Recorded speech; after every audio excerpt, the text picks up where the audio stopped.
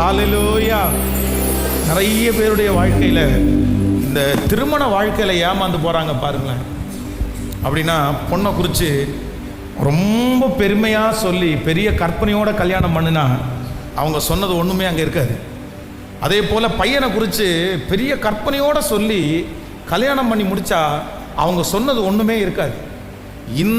இந்த மனத்தாங்கம் இருக்குது பாருங்களேன். இன்றைக்கி இருக்கிற பிள்ளைங்க, இன்றைக்கி இருக்கிற பசங்க வந்து இப்படி கல்யாணம் பண்ணிட்டோம், ஆனால் இப்படி ஏமாற்றிட்டாங்கன்னு சொன்னால் வேண்டாம் எனக்கு இவ, வேண்டாம் எனக்கு இவன் அப்படின்னு துரத்தி விடுகிற, இல்லைன்னா வேண்டான்னு சொல்கிற நிறைய பேர் இருக்கிறாங்க.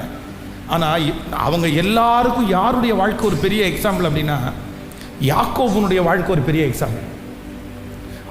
அவருடைய மாமனார் வந்து அவனுக்கு கல்யாணம் பண்ணி வைக்கும்போது எப்படி கல்யாணம் பண்ணி வைக்கிறாருன்னா ஏமாற்றி கல்யாணம் பண்ணிக்கிறார்.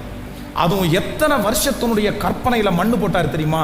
7 years, 7 வருஷம். கொஞ்சம் நினச்சி பாருங்க, 7 வருஷம் ஒரு சம்பளத்தை கூட வாங்காமல் ஒரு பொண்ணை கல்யாணம் பண்ணணும்னு நினச்சிட்டு கற்பனை மேலே கற்பனை. அந்த பொண்ணை குறித்து யோசித்து இந்த பொண்ணை தான் எனக்கு கிடைக்கணும், இந்த பொண்ணுக்காக 7 வருஷம் வேலை செய்கிறது தப்பு இல்லைன்னு சொல்லி தன்னுடைய அந்த 7 வருஷமும் அவனுக்கு எப்படி இருந்துச்சாமா? 7 நாள் மாதிரி இருந்துச்சாமா. எந்த அளவுக்கு அந்த பிள்ளையை நேசிப்பான் பாருங்களேன். அவ்வளோதான். இன்றைக்கி நைட்டு கல்யாணம், நமக்கு 7 வருஷம் நம்ம பாடுபட்டதுக்கு இன்றைக்கி நம்ம அந்த பிள்ளையை கல்யாணம் பண்ண போகிறோன்னு சொல்லி ராத்திரியில் கல்யாணம் முடித்து காலையில் பார்த்தா அவங்க மாமனார் வந்து தான் நினச்ச, தான் நேசித்த, தான் 7 வருஷம் பாடுபட்ட அந்த பொண்ணை மாற்றி அவனுக்கு வேண்டான்னு சொன்னேன், அவனுக்கு பிடிக்காத இன்னொரு பொண்ணை கொண்டு போய் நிற்க வைக்கும்போது எப்படி இருக்கும்னு நினச்சி பாருங்கள், எப்படி இருக்கும். ஆனால் வேதம் சொல்லுது, லேயாள் அற்பமாய் எண்ணப்பட்டாள். அதனால் கர்த்தருடைய கண்கள் யார் மேலே வந்துச்சு அப்படின்னா லேயாள் மேலே வந்துடுச்சு. யாக்கோபுக்கு நெடுநாள் குழந்தை இல்லை அப்படின்ற அந்த பாக்கியத்தை கொடுத்தது யார் அப்படின்னா லேயாள் தாங்க கொடுத்தாங்க. அவனிடத்துலேருந்து பிறந்த பிள்ளைகளிலே ரூபன் தாங்க முதல் தரமானவனாக இருந்தான். அவங்களிடத்துலேருந்து பிறந்த பிள்ளைகளை கர்த்தர் ஆசீர்வதித்தார். அப்போது இன்றைக்கி யாரோ ஒருத்தர் இருக்கலாம், ஏதோ ஒரு வாலிப தம்பி இருக்கலாம், தங்கச்சி இருக்கலாம், என்ன ஏமாற்றி கல்யாணம் பண்ணிட்டாங்க பாஸ்டர், என் மனைவியினுடைய கேரக்டர் நான் நினைக்கிறது மாதிரி இல்லை, என்னுடைய கணவனாருடைய கேரக்டர் என்ன நினைக்கிற மாதிரி இல்லை, என் மருமகளை குறித்து சொன்னது வேறு மாதிரி சொன்னாங்க ஆனால் வேறு மாதிரி இருக்கா, என் மகனை குறித்து என் மருமகனை குறித்து சொன்னது வேறு மாதிரி சொன்னாங்க ஆனால் இப்போ வேறு மாதிரி இருக்கா. யாரோ ஒருத்தர் இந்த இடத்துல இந்த சத்தத்தை கேட்கிறவர்கள் நினச்சிட்டே இருக்கலாம். ஆனால் நான் நம்புகிறேன், கர்த்தர் உங்களுக்கு ஒன்றை கொடுத்துருக்கிறார் அப்படின்னு சொன்னால் அவருடைய சித்தம் இல்லாமல் உங்கள் கையில் வந்திருக்காரு. நீங்கள் நினச்ச கேரக்டர் அவங்களுக்குள்ளே இல்லை அப்படின்னா நீங்கள் நினச்ச கேரக்டரை அவங்களுக்குள்ளே கொண்டு வருவதற்கு கர்த்தர் உங்களை ஒரு கருவியாய் பயன்படுத்த வல்லவராக இருக்கிறார். கண்டிப்பாக மாறும். அந்த சூழ்நிலையை கர்த்தர் மாற்றுகிறதுக்கு வல்லமை.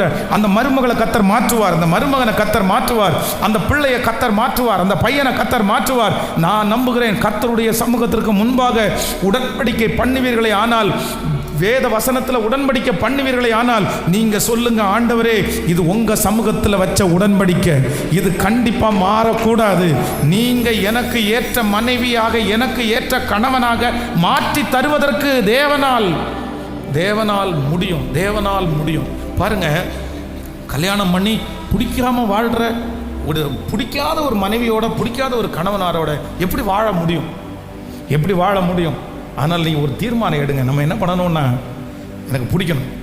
சிலர்லாம் விளையாட்டாக சொல்கிறாங்களா என்னன்னு தெரில, முதல்ல கல்யாணம் பண்ணி வச்சு அந்த பாஸ்டரை கூப்பிடுங்கடா, கல்யாணம் பண்ணி அந்த பொண்ணை பார்த்த புரோக்கர் எங்கடா இருக்கிறான், பிடிங்கடா அவனை பார்க்கணுண்டா அப்படின்னெல்லாம் சொல்கிறவங்க நிறைய பேர் இருக்காங்க. ஏன்னா அந்த வெறுப்பில், இந்த கோபத்தில். இல்லை, இந்த குடும்ப வாழ்க்கையில் சில நேரத்தில் மேடு பள்ளங்கள் இருக்கும். ஆனால் உங்களுக்குன்னு ஒருத்தரை கர்த்தர் கொடுப்பாரே, ஆனால் நீங்கள் சோர்ந்தே போகாதீங்க, மனசை தளரவே விடாதீங்க. கர்த்தர் அவரை மாற்றுவார், கர்த்தர் அவர்களை மாற்றுவார். ஆண்டவரால் மாற்ற முடியாத கடினமான இருதயம் என்று ஒன்று இல்லை, அவரால் நிச்சயமாக மாற்ற முடியும். ஸோ நம்பர் 2, இரண்டாவதாக என்னுடைய ஏமாற்றத்தை நான் எப்படி கையாளணும் அப்படின்னு சொன்னால், நான் ஏமாறும்போது நான் யாரால் ஏமாற்றப்பட்டேனோ அவர்களை பழி வாங்கணுன்ற அந்த காரியத்தில் நான் ஈடுபடுறதில்லை. ஆனால் அவங்க முன்னாடி நான் வாழ்ந்து காமிக்கணும்னு தான் கர்த்தர் என்னை கிருபையாய் நடத்துகிறவர். கைகளை அசைத்து ஒரு ஹல்லேலூயா சொல்ல. ஆமென். எத்தனை பேருக்கு புரிஞ்சிருச்சு? நம்பர் 1, முதலாவதாக கர்த்தர் வாக்கு கொடுக்குறாரு, ஏமாந்த இடத்துலையே இருந்துடாதீங்க. ஏமாந்த இடத்துல இருந்துடாதீங்க. ஒரு இடத்துல நீங்கள் ஏமாந்தாலும் கர்த்தர் உங்களுக்காக 10 வாசலை திறக்கிறதுக்கு வல்லவராயிருக்கும். ஒரு வழி அடைந்தாலும் எனக்காக 7 வழியை கர்த்தர் திறக்கிறதற்கு வல்லவராயிருக்கும். நம்பர் 2, ஏமாந்தவர்களுக்கு ஆண்டவர் கொடுக்கிற 2வது ஆலோசனை என்ன அப்படின்னா, நீ யாரால் ஏமாந்தியோ, நீ யாரால் ஏமாற்றப்பட்டாயோ அந்த ஜனங்களை, அந்த மனிதர்களை பழி வாங்குறதுக்கு நீங்கள் ஆரம்பிக்கவே வேண்டாம். அதற்கு மாறாக கர்த்தரிடத்தில் திரும்புங்கள். ஆண்டவர் உங்களை நிச்சயம் அவர்களுக்கு முன்பாக கர்த்தர் மேன்மைப்படுத்துவார். தீர்மானம் எடுக்கிறீங்களா? நீ எவ்வளோ பெரிய காரியம் வந்தாலும் இன்றைக்கி நீங்கள் உன மனசில் வந்து முயற்சி எடுங்க.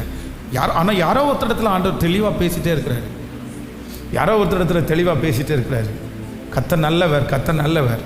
பழி வாங்குறதுல எனக்குரியது அல்ல. சொல்லுங்கள் பார்க்கலாம், எல்லாரும் கையை உயர்த்தி சொல்லுங்களேன். பழி வாங்குறதுல எனக்குரியது அல்ல. சொல்லுங்கள், மனசார சொல்லுங்கள். ஆண்டவரே நீங்கள் இன்னைக்கு மன்னிங்க, ஆண்டவர் இன்னைக்கு அற்புதம் செய்வார். நீங்கள் இன்னைக்கு அந்த எண்ணத்தை விட்டு வெளியே வாங்க, இன்னைக்கு கர்த்தர் அற்புதம் செய்வார். என்ன செஞ்சாலும் நான் பழி வாங்க மாட்டேன் ஆண்டவரே. அவங்க நல்லா இருக்கட்டும் ஆண்டவரே. நன்றி அப்பா, நன்றி அப்பா, நன்றி அப்பா. ஹல்லேலூயா. நம்பர் 3, 3வதாக இந்த ஏமாற்றத்தை எப்படி கையாளணும் அப்படின்னா, வாசிக்கலாமா? ஒரு வசனத்தை நம்ம வாசிக்கலாம். ஸ்தோத்திரம். 2 சாமுவேலின் புஸ்தகம், சாரி நீங்கள் வந்து 2 சாமுவேல் 18ஆம் அதிகாரத்தினுடைய 12வது வசனத்திலிருந்து வாசிக்க போகிறோம். 2 சாமுவேல் 18ஆம் அதிகாரம் 12வது வசனத்திலிருந்து. அந்த மனுஷன் யோவாவை நோக்கி, என் கைகளில் 1000 வெள்ளிக்காசை நிறுத்து கொடுக்கப்பட்டாலும் நான் ராஜாவினுடைய குமாரன் மேல் என் கையை நீட்ட மாட்டேன். பிள்ளையாண்டானாகிய அப்சலோமை நீங்கள் அவரவர் காப்பாற்றுங்கள் என்று ராஜா உமக்கும் அபிசாய்க்கும் ஈத்தாய்க்கும் எங்கள் காதுகள் கேட்க கட்டளையிட்டாரே. கவனிங்க, நீங்கள் வீட்டில் போய் வாசிங்க. இது என்ன அப்படின்னா, தாவீதுனுடைய ஒரு பெரிய படை தளபதி யார் அப்படின்னா யோவாப். கவனிங்களா, தாவீதுனுடைய பெரிய படை தளபதி யோவாப். அப்போது இந்த யோவாப் என்ன பண்ணுறார் அப்படின்னு சொன்னால், இந்த அப்சலோம் என்கிற இந்த மனுஷன் வந்து இப்போ முன்னாடி வாசித்தோம்ல, இந்த அம்னோனுடைய தங்கச்சியாகிய தாமாரின் நிமித்தம் அம்னோனை இந்த அப்சலோம் கொன்றுவான். கொன்ன உடனே ராஜா என்ன பண்ணுவார் அப்படின்னு சொன்னால், அவன் பட்டணத்துக்குள்ளே வர முடியாது அப்படின்னு சொல்லி அவனை தூரத்தில் வச்சிருப்பாரு. இந்த தூரத்தில் இருக்கிற இந்த அப்சலோமை ராஜாவுடைய படை தளபதியாகிய யோவாப் என்ன பண்ணுவார் அப்படின்னா, ராஜாவுக்கு முன்னாடி ஒரு அம்மாவை செட் பண்ணி ஒரு நாடகத்தை போட்டு அந்த அம்மாவுடைய பிள்ளை வெளியே இருக்கிற மாதிரி நடித்து, உடனே ராஜா ஏன் இப்படி பண்ணுறீங்கன்னு கேட்ட உடனே ரொம்ப அழகாக அதை நாடகம்னு தெரியாமல் ராஜாவுடைய பிள்ளையை உள்ளே கொண்டு வருவதற்கு முயற்சி எடுத்து இந்த யோவாப் வந்து அப்சலோமை திரும்ப ராஜ்யத்துக்குள்ளே கொண்டு வந்துட்டார், எருசலேமுக்குள்ளே கொண்டு வந்துட்டார். இப்போது தாவீது வந்து மன்னிச்சு, சரிப்பா நீ வாழ்ந்துட்டு போ அப்படின்றாரு. ஆனால் இந்த யோவாப் இந்த அப்சலோமை உள்ளே கொண்டு வர்றதுக்கு ஒரு காரணம் இருக்குது. இவனுக்கு என்ன ஆசை வந்துச்சு அப்படின்னா, தாவீதோட படை தளபதியாக இருந்து தாவீதை அந்த இடத்த விட்டு தூக்கிட்டு இவனை அந்த அப்சலோம் அந்த இடத்துல கொண்டு வந்து முழு ஆளுகையும் இவன் பண்ணணும்னு நினச்சி இந்த ட்ரிக்கான வேலையை செய்கிறார். இது யாருக்குமே தெரியல. இப்போது அப்சலோமை உள்ளே கொண்டு வந்து அப்சலோமை தன்னுடைய கைக்குள்ளே வச்சு மோட்டிவேட் பண்ணலான்னு நினச்சா, அப்சலோம் வந்து ரொம்ப அரகண்டான ஒரு ஆள். அப்படின்னா எடுத்தன் கவுத்தன் அந்த ரவுடித்தனம் எல்லாமே அப்சலோமுக்குள்ளே இருக்கும். போடா அப்படின்னு சொல்கிற ஒரு ஆள்னு வச்சுங்களேன். இந்த யோவாப் ஒரு காரியத்தை சொல்கிறாரு, நீ வா அப்படின்னு கூப்பிட்றாரு. நான்லாம் வர முடியாது. உடனே இவன் சொல்கிறான், நான் ஒன்றும் அவ்வளோ பெரிய பிரச்சனைலேருந்து உள்ளே கொண்டு வந்தவன் நான், என் வார்த்தையை நீ கீழ்ப்படிய மாட்டேன்னு கேட்டா, உன் வார்த்தையெல்லாம் கீழ்ப்படிய முடியாதியா? உடனே இந்த அப்சலோம் மேலே இந்த யோவாவுக்கு ரொம்ப கோபம் வருது.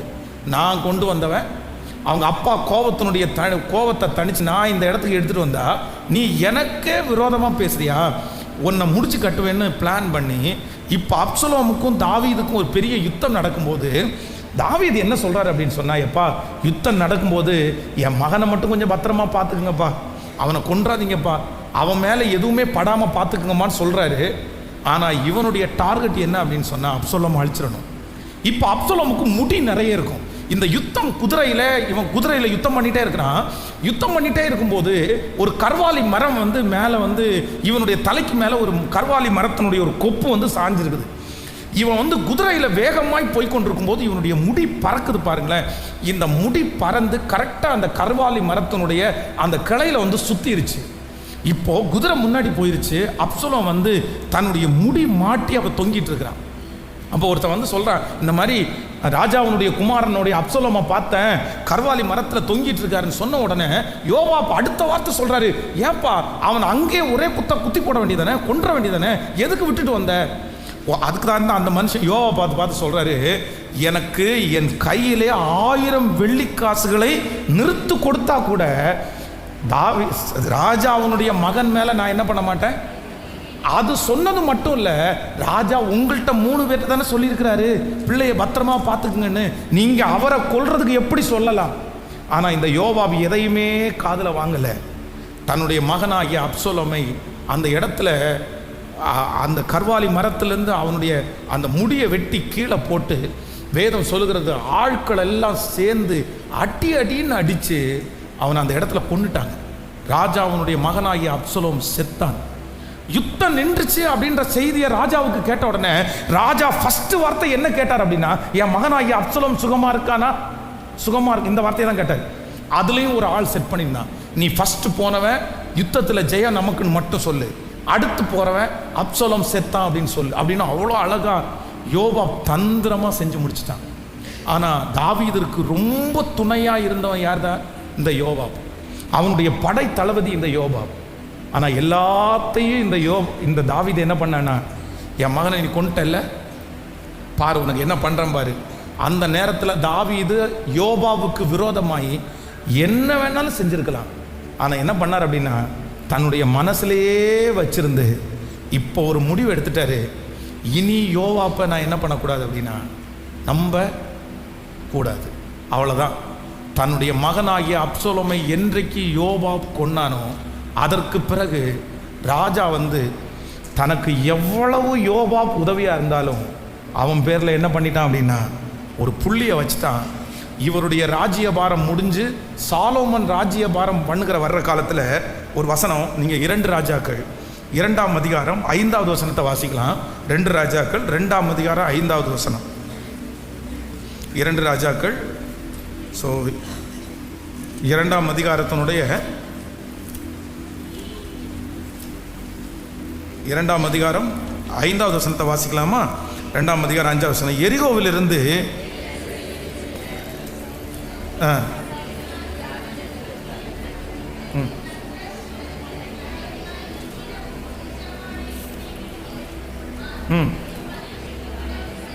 இல்லை 2 சாமுவேல் 13ஆம் அதிகாரம் 22வது வசனத்தை வாசிக்கலாமா? 13ஆம் அதிகாரம் 22. அப்சலோம் அம்னோனுடைய நன்மை ஆகிலும் தீமை ஆகிலும் பேசவில்லை,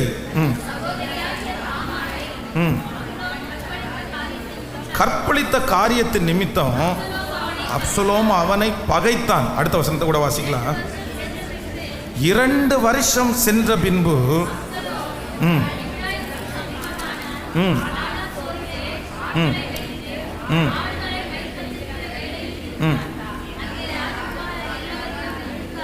நீங்க 1 ராஜாக்களின் புஸ்தகம் 2ஆம் அதிகாரத்தினுடைய 5வது வசனத்தை வாசிக்கலாமா?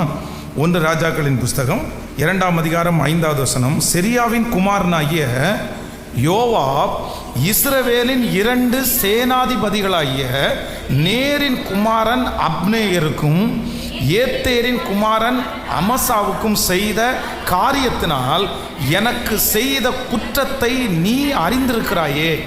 அவன் அவர்களை கொன்று சமாதான காலத்திலேயே யுத்த காலத்து இரத்தத்தை சிந்தி யுத்த காலத்து இரத்தத்தின் அறையில் உள்ள கச்சையினாலும் தன் கால்களில் இருந்த பாதரட்சினாலும் வடிய விட்டானே.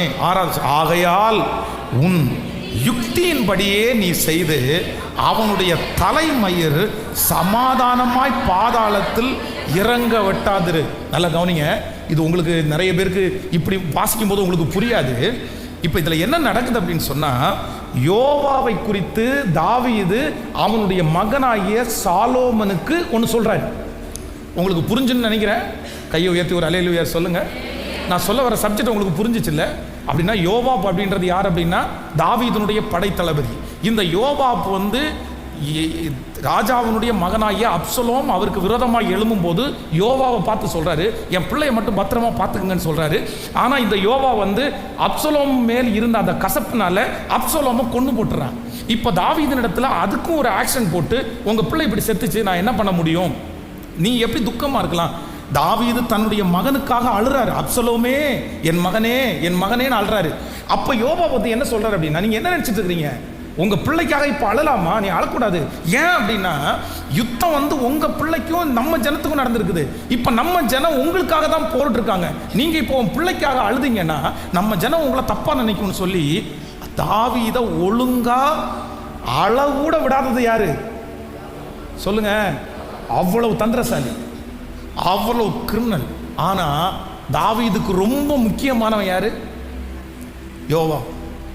உரியாவனுடைய மனைவி பட்சேபாலை தனக்கு மனைவி ஆக்கி கொள்ளும் போது உரியாவனுடைய கையில் அவனுடைய மரண சாஸ்திரத்தை எழுதி இவன் ஒரு சுருட்டி குடுவாங்க தெரியுமா? யார் கையில் கொண்டு போய் குடுன்னு சொல்லுவார் அப்படின்னா, யோவா கையில் கொண்டு போய் குடுன்னு சொல்லுவான். இந்த யோவா பிரித்து படிச்சுட்டு உரியாவை இந்த யுத்தத்தில் கொன்று அப்படின்னு யோவாவுக்கு ஒரு கடிதம் எழுதியிருக்கும்.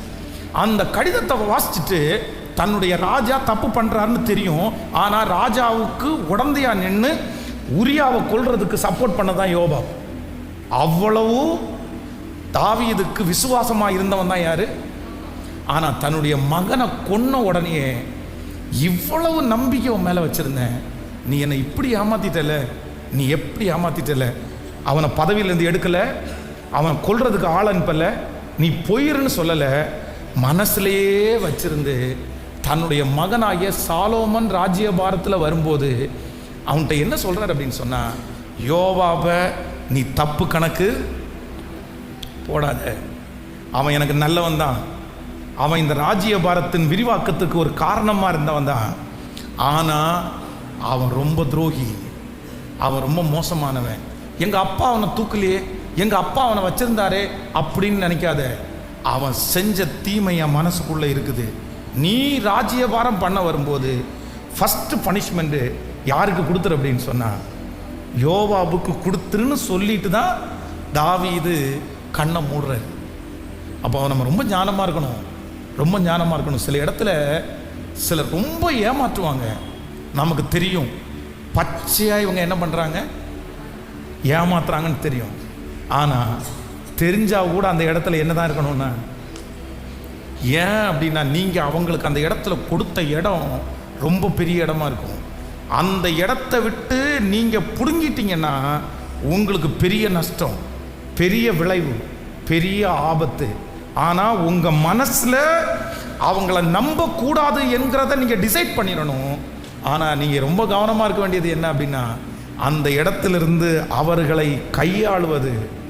சிலர் ரொம்ப தப்பு பண்ணுவாங்க, ஏமாத்துறாங்கன்னு தெரியும், இவங்க ரொம்ப, ஆனால் திரும்ப திரும்ப நம்புறது, திரும்ப திரும்ப ஏமாறுறது. ஒரு டைம் ஏமாந்த உடனே இந்த மனுஷனுடைய புத்தி இப்படின்னு உங்களுக்கு கண்டுக்க தெரியாது. ஒரு டைம் பேச்சை மாற்றின உடனே இந்த மனுஷனுடைய மோட்டிவேஷன் இதுதான் அப்படின்னு உங்களுக்கு தெரியாது. அவன் 1000 வார்த்தை சொல்லட்டும், ஒரு டைம் அந்த மாதிரி ஒரு காரியத்தை நடந்துக்கிட்டாங்கன்னா கண்டிப்பாக அவங்களுடைய மோட்டிவேஷன் உங்களை ஏமாத்துறது தான் அப்படின்ற ஞானத்தை நீங்கள் தெரிஞ்சுக்கிட்டு மறுபடியும் மனசில் வைக்கணுமே தவிர அவங்கள்ட்ட என்ன பண்ணிட முடியாது அப்படின்னா, சத்தமாக சொல்லுங்கள், ஏமாந்துடக்கூடாது. ஒரு கடந்த சில மாதங்களுக்கு முன்பாக ஒரு மளிகை கடைக்காரரை சந்தித்தேன். அப்போ அவர் எனக்கு ஒரு ஜப குறிப்பு சொன்னார். என்ன ஜப குறிப்பு சொன்னார்னா, பாஸ்டர் நல்ல ஒரு வேலையாளுக்காக ஜெபம் பண்ணுங்க, எனக்கு ஒரு நல்ல வேலையாள் எனக்கு வேணும் அப்படின்னு சொன்னார். எனக்கு அவருடைய கடையில் ஒருத்தர் வேலை செய்கிறாரு, அவர் ரொம்ப நல்லா வேலை செய்வார், இவர் ரொம்ப சப்போர்ட்டிவானவர்னு எனக்கு தெரியும். உடனே அவரை பார்த்து கேட்டேன், ஏன் பிரதர், அவருடைய பேரை சொல்லி, அந்த பிரதர் உங்களுக்கு ரொம்ப சப்போர்ட்டிவாக இருந்தார், அவர் உங்கள் கூட இல்லையா அப்படின்னு கேட்டார். அப்போ அவர் சொன்னார், பாஸ்டர் அவர் என் கூட தான் இருக்கார், அவரை கூட தான் வச்சுருக்கிறேன், அவரால் எனக்கு ரொம்ப நிறைய நன்மை நடந்திருக்குது.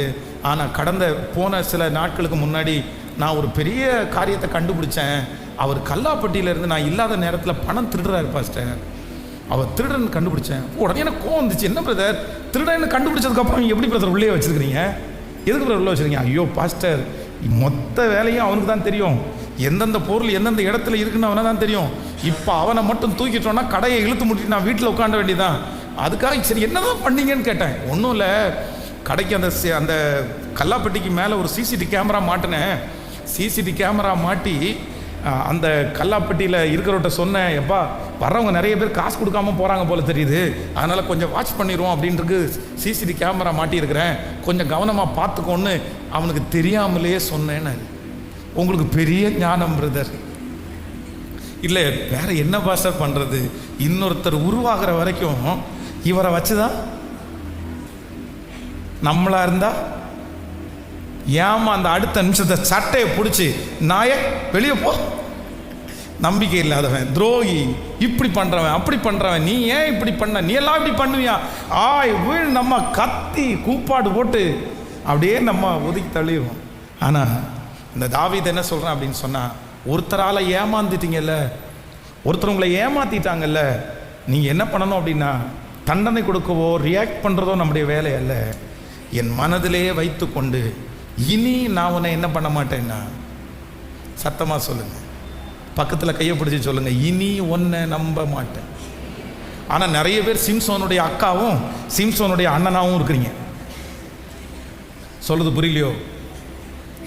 இங்கே இருக்கிறவங்களுக்கும் சிம்சோனுக்கும் நல்ல சம்பந்தம் இருக்குது. நிறைய பேர் சிம்சோனுடைய அத்தையும் மாமாவும் மச்சானும் தம்பியும் இருக்குது. ஏன் தெரியுமா?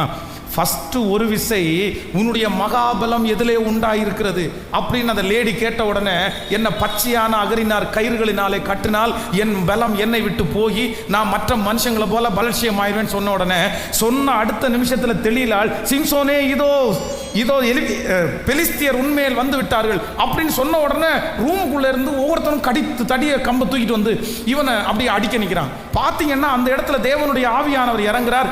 அவன் மேல் கட்டப்பட்டிருக்கிற அந்த கயிறு நெருப்பு பட்டது மாதிரி அப்படி வெறிக்குது. உடனே உணர்வு வேண்டாமா? அடுத்த டைம், சிம்சோனே உன்னுடைய மகாபலம் எதிலே உண்டாயிருக்குது அப்படின்னு கேட்கும்போது, பொல்லாத பிசாச என்ன பண்ணிட்டு இருக்கிற, ஏற்கனவே ஒரு டைம் என்னை ஏமாத்தின, இனி மறுபடியும் என்னை ஏமாத்துறியா, உனக்கு அடுத்த நிமிஷமே பெட்டியை கட்டிட்டு அந்த வீட்டை விட்டு வெளியே போயிருந்தா சிம்சோன் காப்பாற்றப்பட்டிருப்பாரா? ஹலோ, சிலருக்கு என்ன எண்ணமோ தெரில, இன்னுமா இப்படிமா இருப்பீங்க, அவன் அம்பட்டமா ஏமாத்துறான்னு கேட்கல, சத்தமா தெரியுதா இல்லையா? அந்த பையன் ஏமாத்துறான், அந்த புள்ளை ஏமாத்துறது, மகன் ஏமாத்துறான், ஏற்கனவே ஒரு டைம் இப்படி தான் ஏமாத்துறான்னு தெரியும். ஆனாலும் மறுபடியும் மறுபடியும் மறுபடியும் ஒரு டைம் ஏமாறலாம் ஆண்டவருடைய பிள்ளைகளை, தெரியாமல் ஏமாத்துட்டோம். ஆனால் மற்ற இன்னொரு டைமும் ஒரு மனுஷன்ட்ட நீங்கள் ஏமாறுறீங்கன்னா அவங்க மேலே உங்களுக்கு அஃபெக்ஷன், அவங்க மேலே உங்களுக்கு தவறான உறவு, அவங்க மேலே உங்களுக்கு வித்தியாசமான ஒரு தொடர்பு, உங்களுக்கு சோல் டைம். ஒரு மனுஷனிடத்தில் ஒரு டைம் ஏமாறுறது சரி, ஏமாந்துட்டோம். ஆனால் அடுத்த டைம் நீங்கள் ஏமாறுறீங்கன்னா அந்த மனுஷனுக்கும் உங்களுக்கும் இருக்கிற ரிலேஷன்ஷிப்பு அது சரியானது. கேட்கல, சத்தமாக சொல்லுங்கள், பக்கத்தில் இருக்கிற கையை பிடிச்சே சொல்லுங்கள். ஒரு டைம் ஏமாறுறது சகஜமாக கூட இருக்கலாம், ஆனால் ரெண்டாவது டைம் ஏமாறுறது, அதுவும் ஒரே நபர்கிட்ட, அது ஒரே ஆள்கிட்ட ரெண்டாவது டைம் ஏமாறுறீங்கன்னா கொஞ்சம் உங்களை டெஸ்ட் பண்ணி பாருங்கள், உங்களுக்கு ஏதோ ராங் ரிலேஷன்ஷிப் இருக்கும். கண்டிப்பாக ஏதோ இருக்கும், ஏதோ ஒரு சோல்ட்டை இருக்கும், இல்லைன்னா ஏமாற முடியாது. நம்பர் 3, மூன்றாவது, நான் ஏமாற மாட்டேன். ஏமாற்றுகிற ஒரு நபர் என்னை ஏமாற்றிட்டா இனி அவங்கள்ட்ட ஏமாறாதபடி நான் அதை எப்படி வச்சுருப்பேன்னா மனசுலேயே வைத்து. வாலிப தம்பி தங்கச்சி, இந்த ஜபத்தில் இந்த சத்தத்தை நீ கேட்டுக்கொண்டே இருக்கலாம். மகனே, ரொம்ப ஜாக்கிரதையாக இரு. உனக்கு நிறைய பேர் வாக்குறுதிகளை கொடுக்கலாம், நம்பகத்தன்மையான வார்த்தைகளை அள்ளி வீசலாம். ஆனால் ஒரே ஒரு டைம் உனக்கு விரோதமாக தப்பு பண்ணி சாரிப்பா சாரிப்பா சாரிப்பா சாரிப்பா சாரிப்பா, இந்த சாரின்ற ஒரு வார்த்தையை ஒரு பர்சன் கேட்குறாங்க அப்படின்னா, நீ நேசிக்கிற ஒரு பர்சன் கேட்குறாங்கன்னா, நீ வாக்குறுதியை நம்புன அந்த பர்சன் அந்த சாரின்ற வார்த்தையை கேட்குறாங்கன்னா, சாரின்ற வார்த்தையை கேட்ட உடனே மன்னிக்கிறது தவறல்ல. ஆனால் அந்த சாரின்ற வார்த்தையை திரும்ப திரும்ப திரும்ப கேட்கும்போது நீங்கள் ரொம்ப ஜாக்கிரதையாக இருப்பா. வாலிப தம்பி, நீ ரொம்ப ஜாக்கிரதையா இரு. தங்கச்சி, நீ ரொம்ப ஜாக்கிரதையா இரு. உண்மை இல்லை. இத்தனை காரியத்தை பண்ணி கையும் களவுமா நீ பிடிச்சி இந்த விஷயம் இப்படிதான் தெரிஞ்சுக்கிட்டதுக்கு பிற்பாடு அந்த நபர் உன்னை அவ்வளவு அழகா பேசி உன்னை அழகா கைக்குள்ள போட்டு, இல்லப்பா நான் இதனால தான் பண்ணேன், இதனால தான் பண்ணினேன்னு உன்னை திரும்பவும் நம்ப வச்சு மறுபடியும் நீ அந்த பர்சனையே நம்பிட்டு இருப்பாயானால் உன்னை யாராலையும் காப்பாற்ற முடியாதுப்பா. உன்னை யாராலையும் காப்பாற்ற முடியாது. நான் தீர்க்க தரிசனமா சொல்றேன். வாலிப தம்பி தங்கச்சி ரொம்ப ஜாக்கிரதையா இரு, ரொம்ப ஜாக்கிரதையா இரு. ஒரு டைம் பொய்ன்னு கண்டுபிடிச்சிட்டோம்னா, ஒரு டைம் அந்த பையன் அந்த பொண்ணு என்னை ஏமாத்துறான்னு கண்டுபிடிச்சதுக்கு அப்புறம் திரும்ப திரும்ப அவங்கள நம்புறது ஆண்டவருடைய பிள்ளைகளுக்கு அழகு. சொல்லுங்க சத்தமா, அழகில்லை, அழகில்லை.